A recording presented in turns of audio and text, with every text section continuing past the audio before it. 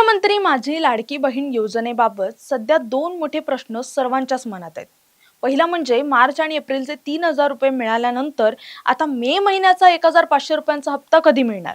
आणि दुसरा अत्यंत महत्त्वाचा प्रश्न, ई-केवायसी मुळे खरोखरच 70 लाख महिलांचा लाभ बंद झालाय का?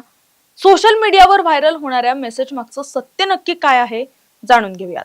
नमस्कार, मी इंदिरा आणि तुम्ही पाहताय टॉप न्यूज।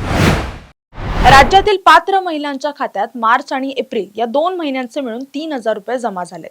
पण अनेकांना प्रश्न पडलाय की मे महिन्याचा हप्ता कधी येणार? तर सरकारकडून मिळालेल्या माहितीनुसार पात्र महिलांच्या खात्यात योजनेची रक्कम टप्प्याटप्प्याने जमा केली जाते। त्यामुळे काळजी करू नका, तुमचा हप्ता लवकरच जमा होईल। सरकारने महिलांना आवाहन केले की त्यांनी थेट आपल्या बँक खात्यात जाऊन ही रक्कम तपासावी। आता येऊयात सर्वात मोठ्या बातमीकडे। ई-केवायसीच्या प्रक्रियेनंतर राज्यात मोठा बदल झाला।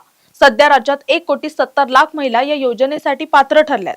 मात्र ई-केवायसी न झाल्यामुळे किंवा इतर त्रुटींमुळे जवळपास 70 लाख महिला अपात्र ठरल्याचे रिपोर्ट समोर आलेत।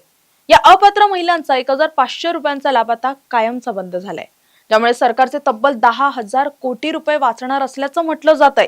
ज्या महिलांच्या खात्यात अजूनही पैसे आलेले नाहीत, त्यांचा लाभ याच कारणामुळे बंद झाला असण्याची शक्यता आहे।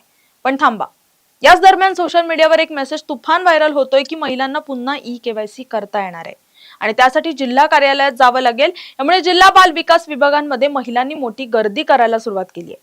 पण यावर सरकारने अत्यंत महत्त्वाचं स्पष्टीकरण दिलंय। सरकारने स्पष्ट केलंय की सोशल मीडिया आणि माध्यमांवर पसरणाऱ्या या अफवा पूर्णपणे चुकीच्या आहेत। ई-केवायसी साठी कोणतीही नवीन मुदत देण्यात आलेली नाही किंवा जिल्हा कार्यालयात कागदपत्र जमा करण्याचा कोणताही निर्णय सरकारने घेतलेला नाहीये।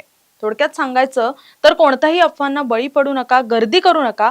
तुमचा हप्ता सुरक्षितपणे टप्प्याटप्प्याने बँक खात्यात जमा होतोय। तुर्तास या व्हिडिओ तिथेच थांबूया। तोपर्यंत पाहत राहा टॉप न्यूज मराठी, आपला महाराष्ट्र, आपली बातमी।